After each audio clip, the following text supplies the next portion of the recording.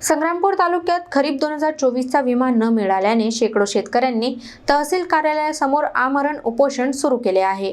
फक्त 10% शेतकऱ्यांना तुटपुंज रक्कम मिळाली, उर्वरित 90% वंचित राहिल्याने प्रशासनाविरोधात संताप उसळला आहे।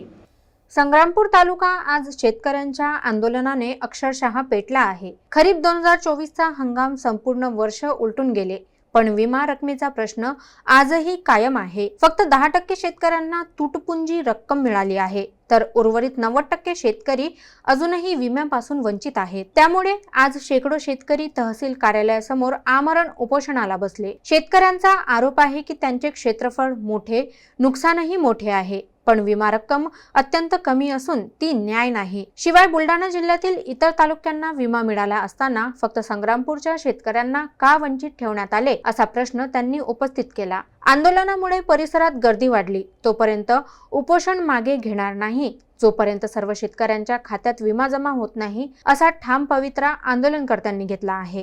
कर्ज, नैसर्गिक आपत्ती, भावपिकांचा प्रश्न आणि आता विमा अडथळे, सततच्या संकटांनी शेतकरी हतबल झाले आहेत। आता प्रशासनावर दबाव वाढला आहे। निर्णय तातडीने घ्यावा, अन्यथा मोठे आंदोलन उभे राहील, असा इशारा शेतकऱ्यांनी दिला आहे। शेतकऱ्यांच्या खात्यामध्ये तुटपुंजी मदत येत आहे। क्षेत्रफळ जास्त, नुकसान टक्केवारीही जास्त, मग रक्कम का कमी येत आहे, हा सगळ्यात मोठा प्रश्न शेतकऱ्यांसमोर उभा आहे। म्हणून या संदर्भात आम्ही सर्व शेतकऱ्यांनी आमरण उपोषण सुरू केलेलं आहे। तसेच तब्बल 1 वर्ष झाले खरीप 2024च्या विम्यासंदर्भात अजूनही शेतकऱ्यांच्या खात्यात, पूर्णपणे शेतकऱ्यांच्या खात्यात विमा हा वितरित झालेला नाही। फक्त आणि फक्त 90%च,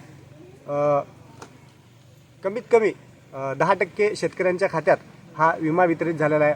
अद्यापही 90% शेतकऱ्यांच्या खात्यात विमा यायचा बाकी आहे। हा अन्याय आमच्यावर का? बुलढाणा जिल्ह्याच्या सर्व तालुक्याच्या तुलनेत संग्रामपूर